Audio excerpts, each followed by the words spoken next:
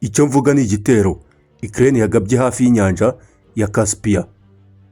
Urebye inyuma y'icyo gitero cy'imbunda zirasirwa kure, cyasaga n'icyari kigamije intwaro za Iran zari ziri koherezwa mu Burusiya. Ariko ubu Iran ivuga ko ibyo bitero byari bigamije Repubulika ya Kisilamu ubwayo, kandi n'icyerekezo cy'ibyo bikoresho byari byoherejwemo ntikirasobanuka neza. Uyu munsi rero munyemerere mbasobanurire uko isi imeze muri iki gihe cy'intambara, hanyuma tugerageze gutandukanya ukuri ndetse n'ibivuga cyangwa se ibivuguruzanya ku bijyanye n'icyo gitero, mbere yo kugerageza gusobanukirwa icyo Uburusiya bwashakaga kubona muri Iran ndetse cyanatumye ibi byose bitangira. Hanyuma turebe uburyo Ukraine ishobora kuba iri kugerageza gukoresha izi nzira kugira ngo ishyire igitutu gikomeye cyane kuri Leta Zunze Ubumwe za Amerika.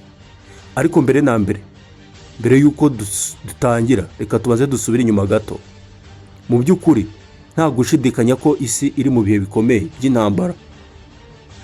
Igitandukanye uru ruhererekane rw'izo ntambara ni intambara nyakuri y'isi yose iri kuba ku ruhande rumwe ndetse n'ururwanirira ku mirongo ibiri y'intambara icyarimwe, nk'uko Leta Zunze Ubumwe za Amerika zarwanaga icyarimwe ku rugamba rw'Uburayi ndetse no mu nyanja ya Pacifique. Iyo yari mu ntambara y'isi ya kabiri.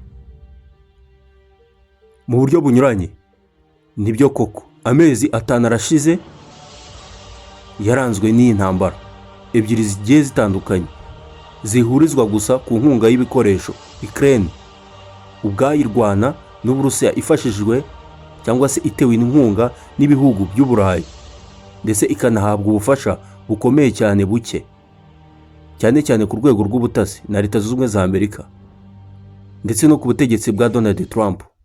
Naho Uburusiya burwana na Ukraine bufashijwe n'abandi cyangwa se abanya-Iran ndetse n'ibindi bihugu bimwe na bimwe.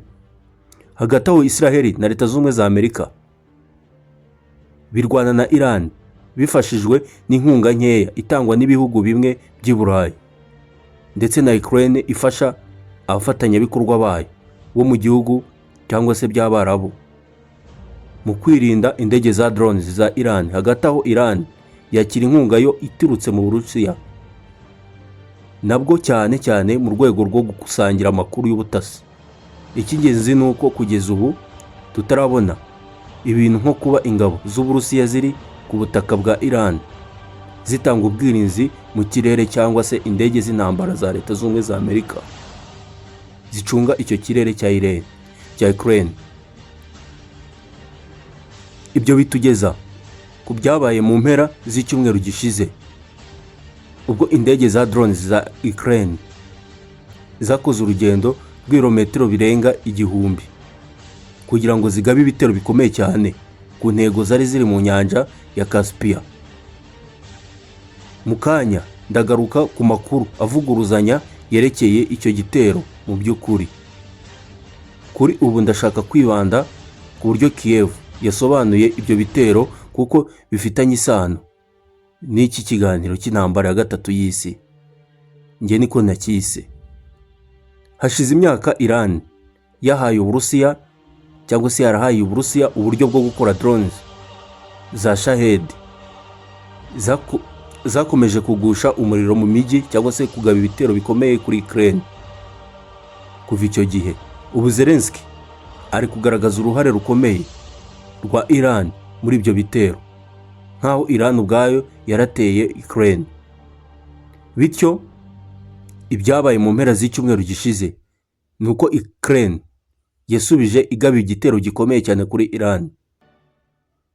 Mu Kinyarwanda bya bindi bavuga ati huguha. Mu by'ukuri turacyavuga ku bijyanye no kohereza intwaro, ariko ushobora kwiyumvisha uburyo uruhererekane rw'ibi bitero byo kwihimurana rwakomeza kwiyongera rukavamo ibintu bikomeye cyane kurusha uko abantu babitekerezaga.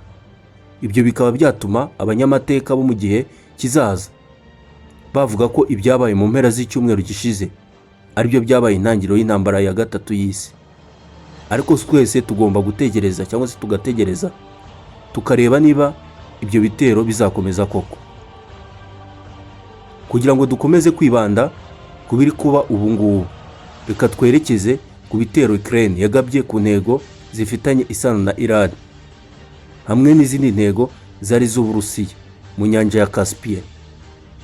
Ukraine ivuga ko yarashe amato abiri akomeye atwara imizigo yari afite ibendera ry'Uburusiya. Iran yo ivuga ko Ukraine yarashe ubwato bwa Iran bikica umusare umwe w'umunya Iran ndetse bikanakomeretsa nibura undi muntu umwe. Minisitiri w'ububanyi n'amahanga wa Iran avuga ko ibiri biri mu mugambi mugari ufitanye isano na Israel, bityo icyo gitero kitazabasigarana kitihorowe cyangwa se bo batabasubije. Mu by'ukuri si ubwa mbere Ukraine igabye igitero gikomeye ku buryo bugaragara nk'imizingo y'intwaro za Iran zari zoherezwa mu Burusiya biri mu nyanja ya Caspian zinyuze muri iyo nyanja. Urugero rusobanutse rwa hato rwabaye muri Kanama umwaka ushize. Icyo gihe ariko Iran ntiyagaragaje uburakari nk'ubwo iri kugaragaza ubu magingo aya. Biragoye kumenya neza icyahindutse muri iki gihe, usibye wenda kuba hari umunya Iran umwe wapfuye nk'akandi gasobanuro gatoya konyine. Niba warigeze kwibaza impamvu ibihugu byo mu burengerazuba bw'isi bijyana inkunga bigenera Ukraine muri Pologne, hanyuma amakamyo ya Ukraine akaba ariyo yambuka umupaka akayizana muri Ukraine, impamvu niyi ndagira ngo muyumve neza. Ibyo ari byo byose impaka zikomeje kuba, aho Iran ivuga ko intego yarashwe yari iy'ubucuruzi, naho Ukraine ikavuga ko yarashe amato atwaye ibice by'ibikoresho bya gisirikare. Igishimishije ni iki hano ni uko ibyo bisobanuro byombi bishobora kuba ari ukuri icyarimwe, bishobora no kuba bivuga amato atandukanye ariko abantu ntibabimenye, cyangwa se bishobora kuba bivuga inkuru imwe yerekeye ubwato bumwe cyangwa amato abiri. Ubundi akenshi ibendera ubwato butwaye nirigaragaza neza igihugu kiburi inyuma mu by'ukuri.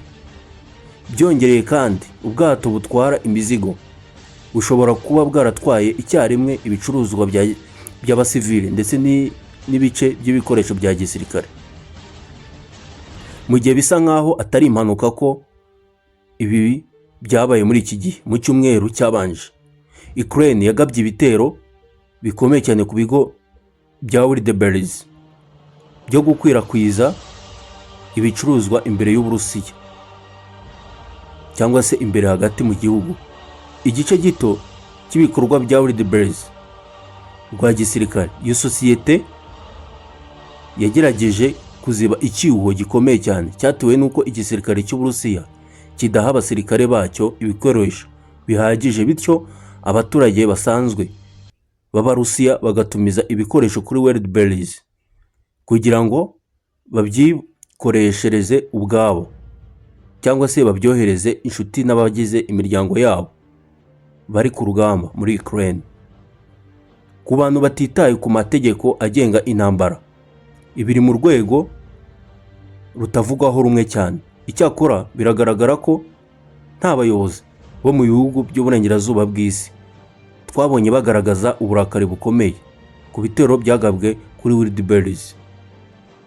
Dusubiye inyuma ku nyanja ya Caspian, birashoboka ko Ukraine yari ifite amakuru y'ubutasi agaragaza ko ubwato bw'ubucuruzi bwakoreshwaga mu gutwara ibikoresho bya gisirikare, bityo ihitamo kubugabaho ibitero bikomeye mbere y'uko ibyo bikoresho bikoreshwa, ariko ari amakuru bari bahawe.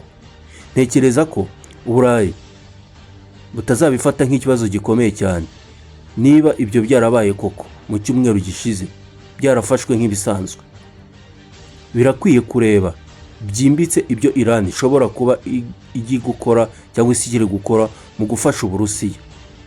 Nk'uko ambasaderi wa Ukraine muri Israel yabivuze, ubwato bwavuzweho bwari butwaye ibice by'indege ndetse na za drones ndetse n'ibisasu bya misiri. Ibi ntibyari gutangaza umuntu iyo biba byaravuzwe hashize imyaka 3 kubera imyaka myinshi Iran imaze ihura n'ibihano by'ubukungu. yabaye umuhanga mu gushaka uburyo bwo kubona ibice ndetse n'ibikoresho by'intwaro. Igihe ibihugu byo mu burengerazuba bw'isi biba bishaka kubikumira, bityo rero Irani cyangwa se Uburusiya bwateraga Ukraine, maze Moscow nayo igafatirwa ibihano bikomeye nk'ibyo. Ubutegetsi bw'Uburusiya bwabaye ngombwa ko bwitabaza Tehran cyangwa se Iran ngo buyifashe. Ariko mu gihe intambara imaze hafi imyaka 4 n'igice, bigaragara ko Uburusiya bugikeneye kwishishikariza kuri Iran, nubwo Iran nayo ifite ibibazo byinshi byo gukemura mu gihugu cyayo. Kugira ngo ibintu birusheho kuba urujijo, Uburusiya bwahawe uburenganzira bwo gukora drones za Shahed, kandi bukaba buzikorera ubwato mu gihugu. Wakumva rero ko Uburusiya butagikeneye ubufasha ubwo ari bwo bwose. Ariko ushobora kwibuka ko mu ntangiriro z'intambara ya Iran navuze ko Uburusiya bushobora kuba bwari bufite impungenge ku bijyanye n'urunigirwa intambara ndetse n'ibikoresho. Ni ikiganiro nigeze gukora ku yindi channel. Amasezerano yo guhabwa uburenganzira bwo gukora intwaro kenshi aba arimo amafaranga yishyuzwa kuri buri gicuruzwa cyari cyo cyose gikozwe, kandi ibyo bitera ikibazo gikomeye cyo kwizerana mu masezerano. Ubundi iyo umaze kumenya gukora iyo ntwaro, ushobora kwita uyikoresha ubwawe, umwanzi ntakomeze kukwishyura cyangwa se ntakomeze kuba yakwihoreraho. Kandi kubera ko tuvuga ku Burusiya, ushobora kumva impamvu Iran yaba maso kugira ngo ikemure ikibazo cyo kwizerana. Bisa nkaho icyo kibazo kigikomeye kuri bo kugira ngo yongere kwizera. Uburyo bworoshye ni ubu ngubu, ni uguha mugenzi wawe ibishushanyo mbonera by'ibice byinshi by'iyo ntwaro, ariko ugahisha ibice bimwe na bimwe by'ingenzi cyane. Ibi bituma Uburusiya bushobora kongera umusaruro w'izo ntwaro, ariko bikagufasha gukomeza kugira ubufasha bwo kubigenzaho. Niba amafaranga kwishyura ahagaze, n'itangwa ry'ibyo bice by'ingenzi naryo rirahagarara mu by'ukuri. Birashoboka kandi ko Uburusiya butari bukomeye cyane mu gukora bimwe mu bice bya drones za Shahed yagiye yifashisha muri iyi ntambara, bityo bigakomeza gusigira Iran bimwe mu bikorwa byo kuzitunganya. Ushobora kandi kwibuka ko twigeze kuganira kuri channel nakoragaho ku mikorere nk'iyi mu minsi ishize, ubwo Leta Zunze Ubumwe za Amerika zemeraga Ukraine gukora intwaro za Patriot hakurikijwe amasezerano y'uburenganzira bwo gukora. Hari ikintu kimwe ngomba kugaragaza hano kugira ngo mwese mucyumve neza.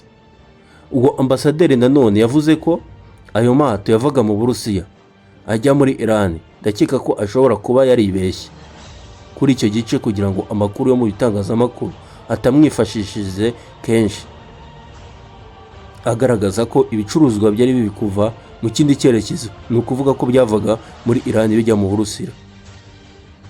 Byaba bishimishije cyane niba Ukraine itunguranye yarategereje igomba gusenya intwaro zari zigenewe Iran. Ibyo byaba bivuze ko Ukraine yaba yinjiye mu buryo butaziguye mu ntambara ya Iran, nk'umwe mu barwanyi bagaba ibitero ariko mu buryo bwa bwihishwa, niko nabivuga. Ibi birashoboka kuba ari byo byabaye, kandi nzi neza ko Trump yakwishimira cyane ko byaba ari ukuri, kandi wenda bikaba biri mu masezerano yo guhererekanya ububasha cyangwa se guhererekanya ubufasha ajyanye na Patriots, kuko nta gushidikanya ko Leta Zunze Ubumwe za Amerika zitamwifuza cyangwa se zitakwifuza kugira uruhare rukomeye cyane rutaziguye mu gutera ibitero ku ntego y'Uburusiya. Ariko ntekereza ko dukwiye gutegereza mbere yo kwembyemeza kugira ngo tuzabone ibisobanuro byemeje n'umuntu uri ku rwego rwo hejuru wifitiye amakuru. Ibi bitugeza neza ku ngingo ikurikira, ariyo kureba icyo ingamba nini za Ukraine zaba zigamije muri ibi bihe byose. Ejo Zelensky azaguruka ajye i Washington muri Leta Zunze Ubumwe za Amerika. Ni mu muhango wo kwibuka Senateri Lindsey Graham. Nk'uko bigaragara ku isura y'inyuma, igishimishije nuko bizaba hashize umwaka umwe ndetse n'amezi 5 neza kuva habaye impaka zikomeye zizwi cyane zabereye muri Oval Office. Izo zikaba zaragize uruhare rukomeye mu buryo abaturage basanzwe babona cyangwa se basanzwe babona umusaruro ndetse w'umubano w'ibihugu byombi kuva icyo gihe.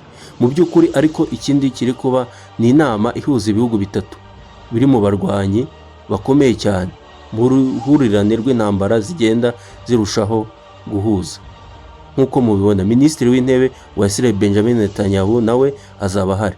Ese izaba ari inama ebyiri z'ibihugu byombi? Iki ni icyo kwibaza. Reka ncumbikira aha, ibindi nzacumbukura ikindi gihe. Murakoze kubana nanjye.